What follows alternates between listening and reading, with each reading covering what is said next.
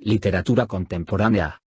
Los cambios que hemos experimentado en la actualidad, como guerras mundiales, la conquista del espacio, la Guerra Fría, las guerras de Vietnam, Corea, Afganistán, Irak, árabe-israelí, la opresión del colonialismo de Estados Unidos, han influido en la literatura. Establecer una clasificación de la literatura contemporánea es muy complicado, porque lo que ahora nos pareciera importante, tal vez dentro de un siglo no lo sea, por lo que solo estableceremos una visión general. La narrativa de carácter regional tuvo en el argentino Ricardo Guiraldes, autor de Don Segundo Sombra, 1926, la culminación de la novela de gauchos, al colombiano José Eustacio Rivera, creador de La Vorágine, 1924, de la novela de La Jungla, y al venezolano Rómulo Gallegos Freire, autor de Doña Bárbara, 1929, de la novela de Las Planicies. La Revolución Mexicana inspiró un género propio, la literatura de la Revolución Mexicana, que inauguró Mariano Azuela, autor de las novelas Andrés Pérez Maderista, 1911, y Los de Abajo, 1915, y a Gregorio López, quien escribió El Indio, 1935. La situación de los indígenas atrajo el interés de numerosos escritores mexicanos, guatemaltecos y andinos, como el boliviano Alcides Arguedas, quien trató el problema en Raza de Bronce, 1919, y el peruano Ciro Alegría, autor del Mundo es ancho y ajeno, 1941. Mientras que el diplomático guatemalteco Miguel Ángel Asturias, quien recibió en 1966 el Premio Lenin de la Paz y en 1967 el Premio Nobel de Literatura, se reveló como un excelente autor de sátiras políticas en su obra El Señor Presidente, 1946. En Chile, Eduardo Barrios se especializó en novelas psicológicas como El Hermano Asno, 1922, y Manuel Rojas se alejó de la novela urbana para cultivar una especie de existencialismo en Hijo de Ladrón, 1951. Otros escritores, entre los que se cuenta María Luisa Gombal, autora de la novela La Última Niebla, 1934, cultivaron el género fantástico. En Argentina, Manuel Gálvez escribió una novela psicológica moderna acerca de la vida urbana, Hombres en Soledad, 1938. En este país, así como en Uruguay, se desarrolló una rica corriente narrativa donde se hacía gran énfasis tanto en los aspectos psicológicos como fantásticos de la realidad. Así, el argentino Macedonio Fernández abordó el absurdo en Continuación de la Nada, 1944, mientras que Leopoldo Marechal escribió una novela simbolista, Adar Buenos Aires, 1948, y Ernesto Sábato una novela existencial, El Túnel, 1948. Por otro lado, Jorge Luis Borges fue en sus comienzos un poeta ultraísta y, más tarde, se convirtió en el escritor más importante de la Argentina moderna, especializado en la creación de cuentos, ficciones, 1944, traducidos a numerosos idiomas. Colaboró en varias ocasiones con Adolfo Bioy Casares y despertó el interés por la novela policíaca complicada y por la literatura fantástica. Bioy Casares fue pionero en el terreno de la novela de ciencia ficción con La Invención de Morel, 1940, y el uruguayo Enrique Amorim inauguró la novela policíaca larga con El Asesino Desvelado, 1945. Otro de los escritores que obtuvieron inmediato reconocimiento internacional por su brillantez y originalidad fue el argentino Julio Cortázar, en especial debido a su antinovela experimental Rayuela, 1963. Entre los autores uruguayos centrados en la novela psicológica urbana se encuentran Juan Carlos Sonetti con El Astillero, 1960, y Mario Benedetti con La Tregua, 1960. La nueva novela mexicana evolucionó a partir del crudo realismo como consecuencia de la influencia de escritores como James Joyce, Virginia Woolf, Aldous Huxley y, especialmente, John Dos Passos y William Faulkner. Con un escenario y una trama de carácter local, a la que añadieron nuevas dimensiones psicológicas y mágicas, José Revueltas escribió El luto humano, 1943, y Agustín Yáñez Al filo del agua, 1947.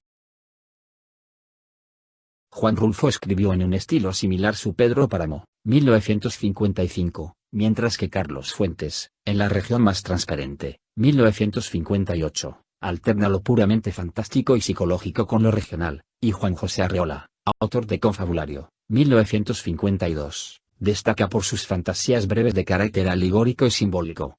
Otros novelistas han experimentado con técnicas multidimensionales, como, por ejemplo, Vicente Leñero, creador de la novela Los albañiles, que ganó el premio Biblioteca Breve en 1963 y que el autor convirtió en pieza dramática en 1970, y Salvador Elizondo, quien escribió Zarabeuf, 1965. Entre los restantes novelistas latinoamericanos que han escrito en español y han conseguido reconocimiento internacional, el antiguo regionalismo ha sido superado por nuevas técnicas, estilos y perspectivas extremadamente variadas. La etiqueta estilística de realismo mágico se puede aplicar a muchos de los más destacados narradores, aquellos capaces de descubrir el misterio que se esconde tras los acontecimientos de la vida cotidiana. El novelista cubano Alejo Carpentier añadió una nueva dimensión mitológica a la novela ambientada en la jungla en Los Pasos Perdidos, 1953, al tiempo que su compatriota José Lezama Lima consiguió crear en Paradiso, 1966, un denso mundo mitológico de complejidad neobarroca. Por otro lado, el peruano Mario Vargas Llosa descubrió a sus lectores variadas perspectivas escondidas en el aparentemente cerrado mundo de una academia militar en La ciudad y los perros, novela que consiguió en 1962 el premio Biblioteca Breve y que fue una de las que inauguró el boom de la literatura latinoamericana, mientras que el colombiano Gabriel García Márquez, galardonado con el premio Nobel en 1982, se dio a conocer internacionalmente con su novela 100 años de soledad, 1967, en la que, a través de una mágica e intemporal unidad, logró trascender el ámbito puramente local en el que se desarrolla la trama narrativa. Con la obra de estos escritores, la novela latinoamericana escrita en español no solo alcanzó su mayoría de edad, sino que parece estar atrayendo la atención de un público internacional cada vez más numeroso. Autores representativos latinoamericanos. Miguel Ángel Asturias, Guatemala, con El señor presidente, Hombres de maíz, Torotumbo y Mulata de Tal. Jorge Luis Borges, Argentina, con Inquisiciones, El jardín de los senderos que se bifurcan, Ficciones y el Aleph.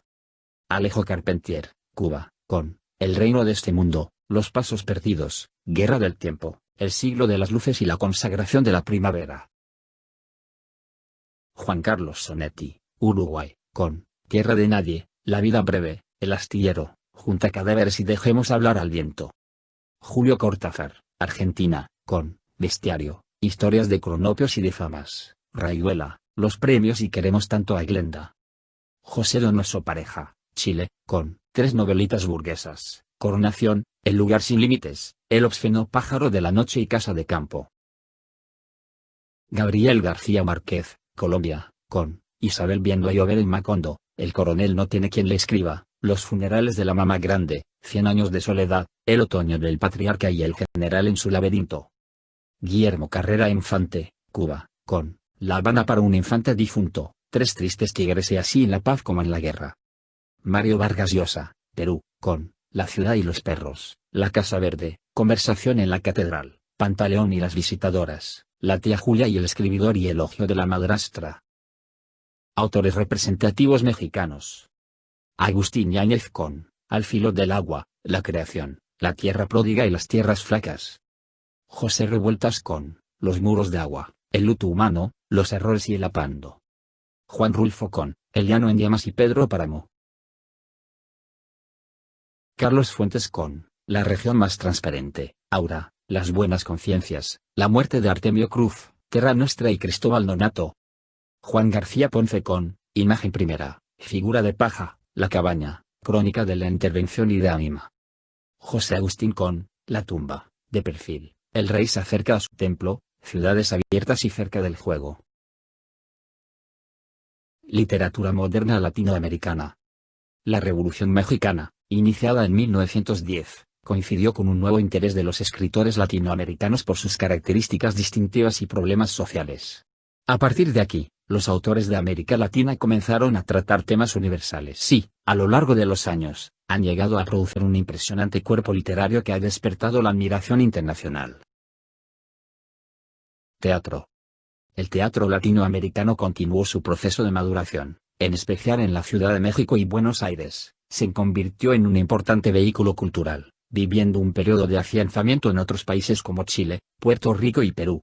En México pasó por una completa renovación experimental, representada por el Teatro de Ulises, que comenzó en 1928, y el Teatro de Orientación, en 1932, activados por Javier Villaurrutia, Salvador Novo y Celestino Gorostiza, que culminaría con la obra de Rodolfo Usigli y continuaría con la de un nuevo grupo de dramaturgos, Emilio Carballido a la cabeza. Por otro lado, entre los más destacados autores de teatro argentinos se encuentra Conrado Nale Roxlo. En México, Elena Garro, Un hogar sólido y La señora en su balcón. Carlos Solórzano, Las manos de Dios y los falsos demonios. Sergio Magaña, Los signos del Zócalo. Emilio Carballido, Rosalía y los llaveros y el relojero de Córdoba. Luisa Josefina Hernández, Los frutos caídos. Héctor Azar, La apasionata y olímpica. Vicente Leñero, La mudanza y la visita del ángel. Y Víctor Hugo Rascombanda, Armas blancas.